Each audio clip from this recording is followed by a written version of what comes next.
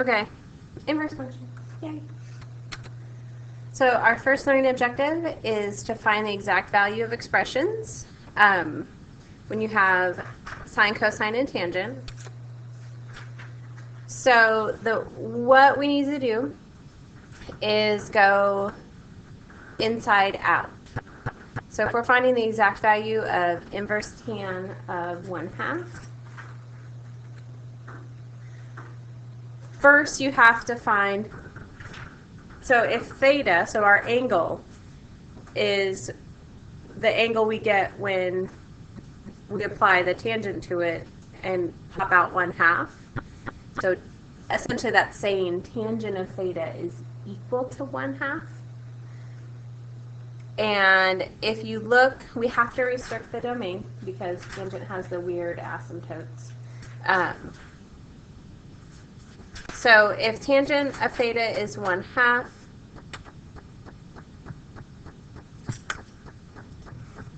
all right, since tangent of theta is positive, it's positive 1/2, let's go ahead and draw a triangle in the first quadrant and recreate it using the 1 to be our y value and the 2 to be our x value. So then we can backtrack and find theta. Our radius, our r value, is going to be 1 squared plus 2 squared square root. So that's square root of 5.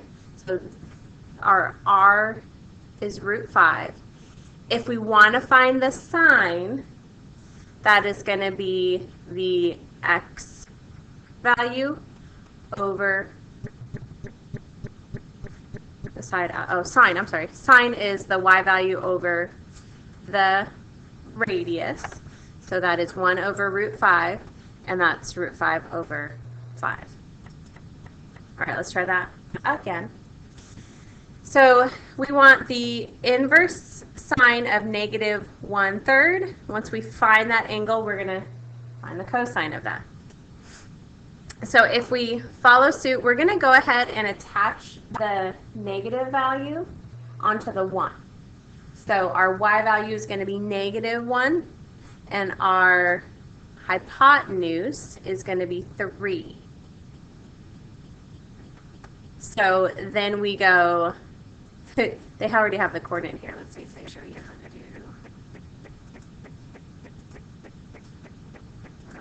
to do. Okay, so here is how we find the x value, because when we're dealing with cosine, cosine is x over the hypotenuse, or the radius.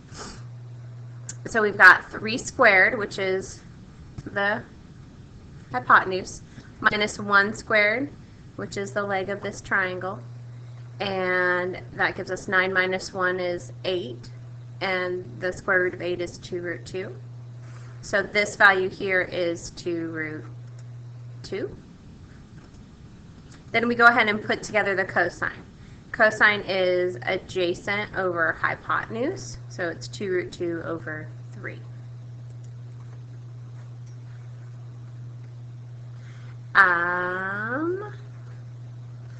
So if we have cosine, inverse cosine of negative 1/3, and then apply the tan, we do the same process.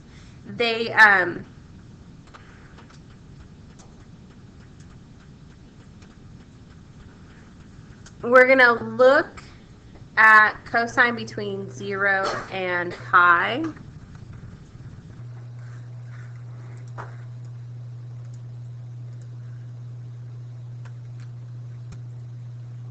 All right, so once again, we let this negative hang with the top, and that restricts us from 0 to pi. So we go back 1, and then our hypotenuse is 3. So we create a little triangle. We're trying to find the leg, so we're again doing 3 squared minus 1 squared, which is root 8, which is 2 root 2. So this y value is 2 root 2.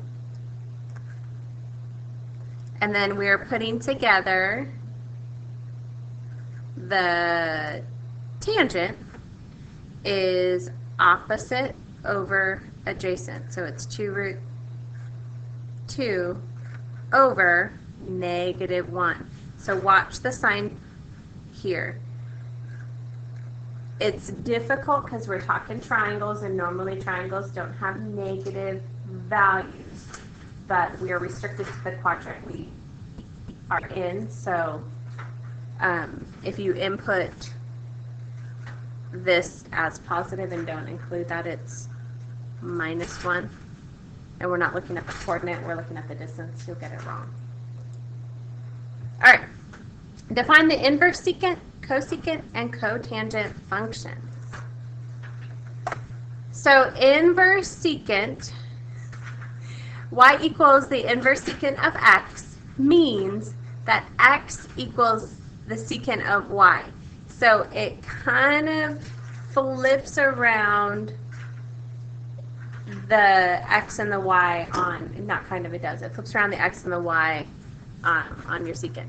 So as long as x is, the absolute value of x is greater than or equal to 1, and you look at it, y values between 0 and pi, and of course, y cannot equal pi over 2. So when you start fussing with these functions, the domain gets really, and range get really tricky. So just be cognizant of that. So we have y equals secant of x is this blue guy here. It looks like a series of parabolas.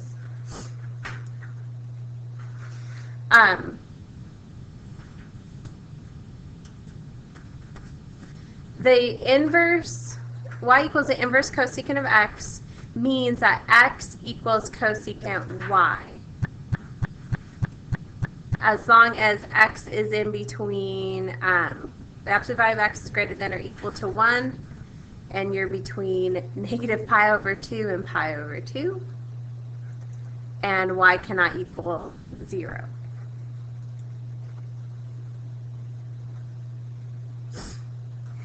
Cotangent is restricted, so y equals inverse cotangent of x, means x equals cotangent of y. We're restricted between negative infinity to infinity for our x value, and y is between 0 and pi, here to here.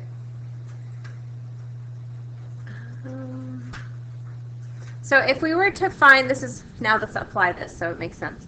If we were to find the inverse cosecant of 2, we have to restrict it between negative pi over 2 and pi over 2, as long as theta does not equal 0. And then the cosecant equals 2, or equivalently, the sine equals 1/2. So where does sine equal 1/2? We know this is one of our special angles. If we look at our chart that we made last chapter, pi over 6 is the only place where sine is equal to 1/2. So the inverse cosecant of 2, so that cosecant is 1 over. So the only angle where the cosecant is equal to 2 is pi over 6. And could you do that same process by drawing a triangle and finding that out? Yeah, you could draw your triangle.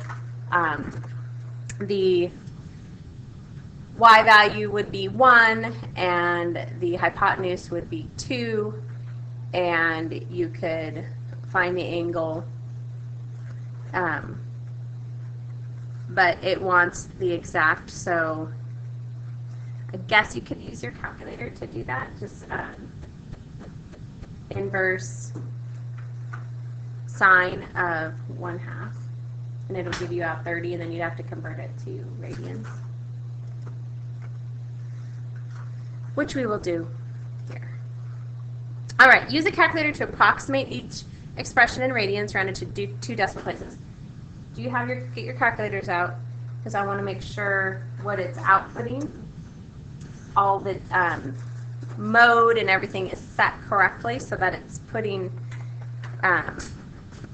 giving you your answers, and it says each expression in radians rounded to 2 decimal places. So if you do inverse secant of 3,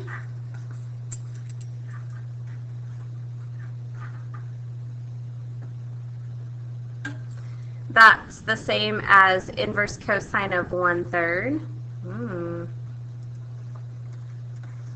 All right, so when you are calculating cotangent inverse functions, we want to make sure we use the inverse cosine because cosine has the same range, and so your calculator gives you out the correct values when you do. So when you do inverse cotangent of 1/2, you go cotangent is x over y. So x is 1, y is 2, and then the r value is √5 because 2 squared is 4 plus 1 squared is 5. The radius is the square root of 5. And then you put together inverse cosine is 1 over √5. Which is 1.11. So when we get cotangent of -2, that is -2 over 1. So our y value is, our x value is -2. So I'll move this. So our x value is -2 and our y value is 1. And then once again, it creates a 2 squared plus 1 squared, which is 5. And then the radius is the square root of 5. And then the inverse cotangent would be -2 over square root of 5, which gives you 2.68.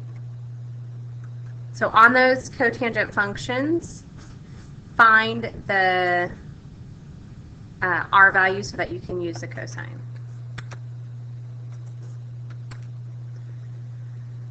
All right, writing a trigonometric expression as an algebraic expression. So if I have sine of inverse tan of u, and we're going to write it as an algebraic expression containing u.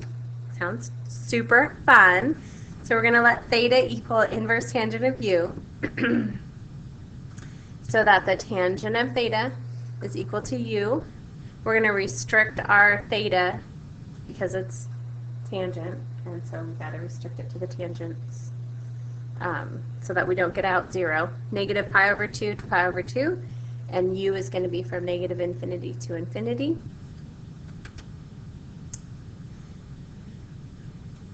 So we're going to do some crazy stuff. So theta is equal to inverse tangent of u. So where I have inverse tangent of u, I'm going to say it's equal to sine theta. I'm going to multiply the top and the bottom by cosine theta so that I get sine theta equals tangent theta cosine theta. We know that the 1 over the cosine is secant. Oh, this is all crazy stuff. We're getting crazy up in here.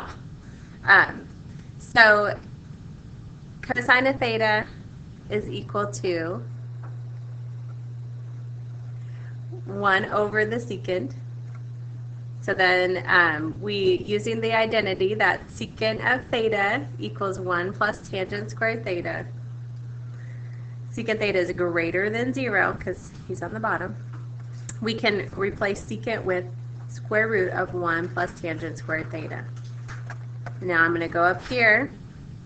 Tangent theta is equal to u, so we go u over 1 plus u squared. Why would we ever want to do this in life? Doesn't it look real hard? The reason we want to do this is so that when we solve, we can solve without the trig, get a final solution, and then substitute the trig back in and find the theta values that make that true.